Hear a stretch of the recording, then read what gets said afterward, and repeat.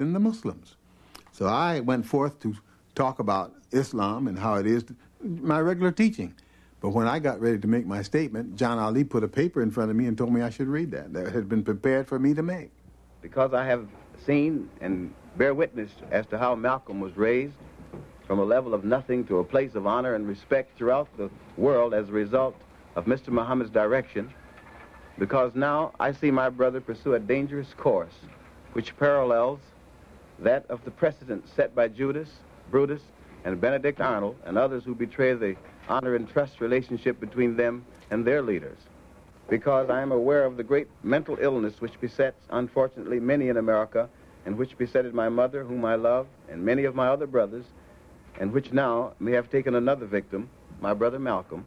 If I had read it, I wouldn't have read it over the air, you see. If I had looked at it, I wouldn't have read it over the air.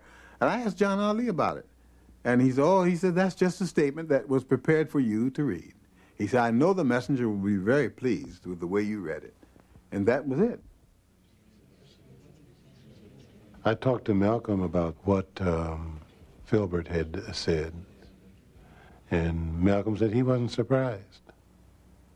He said he knew that they were going to use everybody they could. And they could see that they could use Filbert, and they were going to do it. He said he wasn't surprised at the things that Filbert had said in the paper and all. And that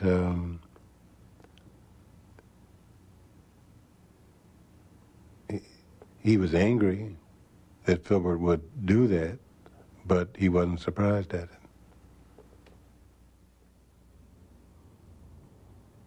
See, in Islam, when you're considered a hypocrite, it's quite different than saying a hypocrite in Christianity or just a hypocrite who posed as a friend. In Islam, when you are accused of being a hypocrite, there are times when your life can be put on the line. I recall getting some of those papers, and one I remember that stays in my mind is a picture that had Malcolm with horns on his head, and his head had been severed, and they were calling him a Judas. And I recall reading the language of ministers in the paper. I won't say Farrakhan. I know he was one of them, but there were other ministers too. And I recall reading that language, and I said to myself, they're trying to get him killed. They want him dead.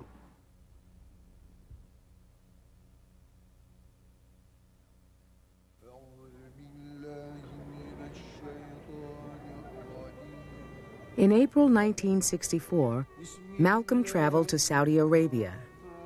For some time, he had been studying Orthodox Islam. Now he arrived in Jeddah on his way to perform the Hajj, a pilgrimage required of all Muslims. Members of the Saudi royal family helped him gain entry to the holy city of Mecca.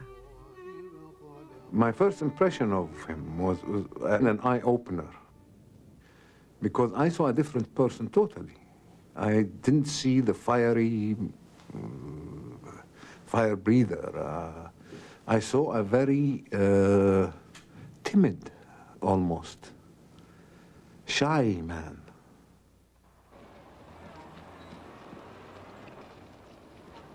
When a person performs a Hajj, there are certain rituals through which he has to go. All people have to dress in the same simple way. And as such, you cannot distinguish during the Hajj any people on account of their status, on account of their national origin. It is a demonstration of human brotherhood.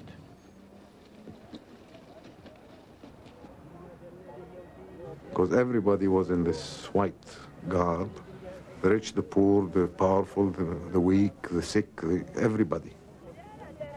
And they were all intermingled.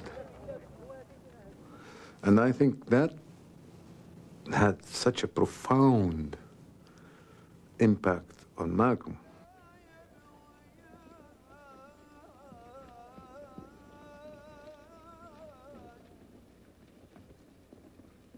Greetings from the holiest and most sacred city on earth. I often think of the warm friendliness of your wonderful family, Brother Malcolm. Greetings from the ancient land of Arabia. Allah has blessed me to visit the holy city of Mecca, where I witnessed pilgrims of all colors, and all colors is underlined, from all parts of this earth, displaying a spirit of unity and brotherhood like I've never seen before. It is truly a sight to behold. El Hajj Malik El Shabazz, and I guess maybe he thought I wouldn't know who that was, so in parentheses he has Malcolm X. Malcolm's letters to his followers made news back in America and raised the question, had he changed his position on race? He does speak of brotherhood, the brotherhood of all races, colors, and so on in the Holy Land. He says there were tens of thousands of pilgrims from all over the world. They were of all colors, from blue-eyed blondes to black-skinned Africans, but were all participating in the same ritual, displaying a spirit of unity and brotherhood that my experiences in America had led me to believe could never exist between the white and the non-white. But he has backtracked a little from the position that all white men are devils if he's saying that. I wouldn't say that he is. I wouldn't say that he is backtracked. One can make an adjustment in one's direction without it being backwards. When you say that he is backtracked, it seems as though that you imply you would prefer that he call white people devils and not to call them devils, that he's going in the wrong direction. Nobody likes to be called the devil. Oh, well, then you wouldn't consider it a backtrack if he stopped calling white people devils, then would you? After his pilgrimage, Malcolm spent 3 weeks in Africa.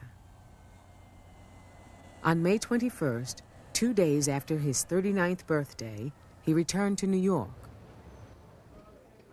Malcolm, have your experiences with white-skinned Muslims in Africa and the Middle East made you feel that relations between Negroes and whites who are not Muslims is any more possible? When I was on the pilgrimage, I had close contact with Muslims whose skin would in America be classified as white, and with Muslims who themselves would be classified as white in America. But these particular Muslims didn't call themselves white. They looked upon themselves as human beings, as part of the human family, and therefore they looked upon all other segments of the human family as part of that same family. Well, now, they had a different look or a different air or a different attitude than that which is reflected in the attitude of the man in America who calls himself white.